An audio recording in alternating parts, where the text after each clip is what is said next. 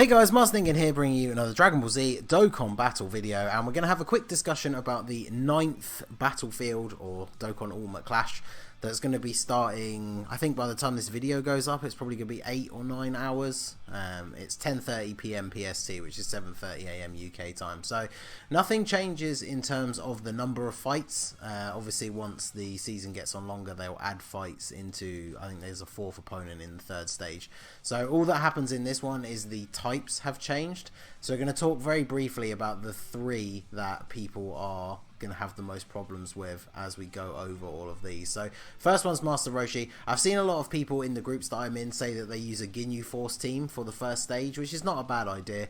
I normally go with the strategy, if you've seen any of my streams, for my 100 units I pick 10 units of each type for Super and Extreme for all 5 colours. Adds up to the 100 units, and then I just run mono teams.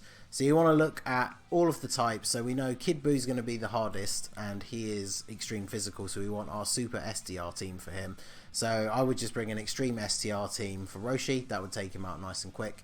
And then the Android 19, so this is the one who absorbs all energy attacks, which was int in the previous version. He is now tech. Now, for me personally, obviously this all comes down to your box, but I think this version is going to be much easier than the previous one. There are a lot of top tier super int units that deal non-energy based super attacks. So if I quickly bring up my team here over on the other screen. So this is the team that I would run for this out of the units I have in my battlefield selection. Obviously we're bringing the leader. I realise in Battlefield you can pick more units than this, but these are like the core 6 that I picked out. So obviously we've got the leader. I would use this Goku as a sub-leader because 100% is very good. Although both of these guys and even Gohan now have decent int sub-leads if you have any of them.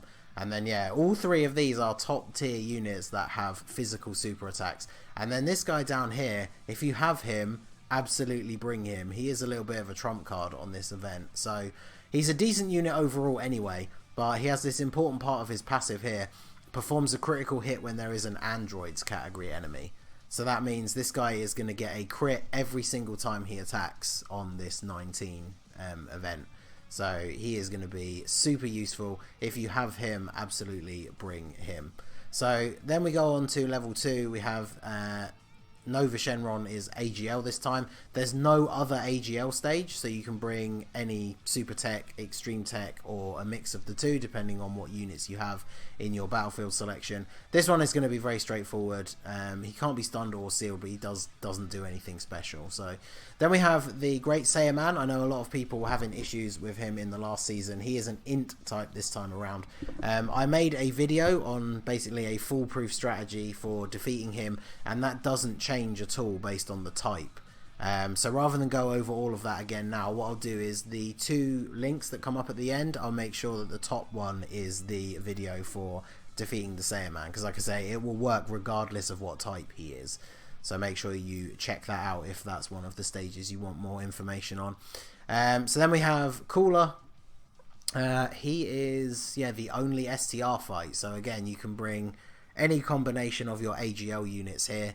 He doesn't do anything particularly special, so just a decent mix of defensive and offensive units of AGL, and you should take him out. I think my Super AGL is probably the stronger of the 2, but either way, very straightforward fight. Then we go on to the Gohan. Again, he doesn't do anything special apart from the fact that he's particularly hard hitting.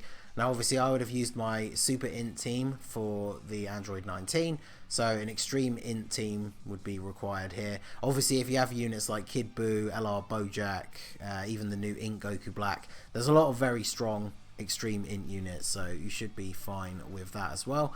Then we go on to Hit. So Hit is extreme int. Now obviously if you followed the strategy for the Saiyaman thing, obviously again if you haven't seen it you'd have to go to the end to get the link, but we won't have used either of our physical teams. So again you can use whichever is your best combination of super or extreme, because we use a rainbow team for the Saiyaman event. So he can stun, but other than that nothing too crazy. Just make sure you don't put your hardest hitting unit or the unit you absolutely most need to attack in that rotation in the first slot, So obviously if he supers you in the first slot and stuns you, you don't get to attack, whereas at least in the second or third, you get to go first, and then he can potentially stun them afterwards, which is basically pointless. So, and then we go on to Kid Buu. So Kid Buu again gave people some struggles last time. He can heal, he hits pretty hard, and he can dodge, so he's pretty annoying. In fact, let me go back again to the other screen. So this is the team that I've put together. I just tried to mix a lot of very good defensive units. Obviously Pan is always useful because of her healing. He can't be stunned, so that aspect of her is wasted, but she can tank, she heals. Everyone else here is a very good tank, aside from Goku, but kind of have to have him as the leader. Obviously, if you have LR, Beerus and Whis, you can make use of them. They're one of the few LRs I don't have. And then this Vegeta actually has one of the best sub-leads, because he's a 100% for Super STR. So obviously, the MVP of that particular stage, if you have him, is going to be Super Saiyan 3 Vegeta, because obviously Easy Aid. He is an absolute beast. He'll take no damage. His passive lasts for 10 turns. Unless your RNG is really bad and you get dodged a hell of a lot. You should have finished him off before then. So you shouldn't be able to worry about having this guy tank. He should be fine. And then one guy I did highlight who I didn't actually put on my team, who is a very useful defensive unit if you need someone else, is this Trunks. He has really good damage mitigation, but his links are amazing. He has Prepared for Battle, the Royal Lineage, and Golden Warrior, so he has a lot of key links that spread across your team, as well as being an incredible tank. So there you go. That is a brief overview of all the stages. Obviously it's the same as a full refresh, so there's a whole load of stuff to get, a whole load of items, bunch of stones. Doesn't it add up to like 30? It was like 27 or something for one full run. So a nice little extra boost in free stones before the 4-year, as well as a whole bunch more points for those of you that are saving up to get the new LR Marjube once all of the 4-year stuff drops. So that is going to be it for the video, guys. I just wanted to go over very briefly what all the new stages were, give my 2 cents on a couple of the stages that people were having the most troubles with the last time around, and then obviously the comment section is the perfect place to discuss if you guys need advice, anything that wasn't mentioned here for Battlefield. I'll probably stream this tomorrow evening, so probably around the same time that this video goes up tomorrow I will be streaming it as well, so come by and check that out. So that is going to be it for the video, guys. This has been the Master Ningen. Smash that like button, subscribe to the channel if you are new. You can follow my Twitch channel or join my Discord. The links are in the description below. We have a whole section there for team building and stuff as well, so any advice you need from the Battlefield, you can find that in there as well. So that is it, guys. See you in the next one. Have a good one.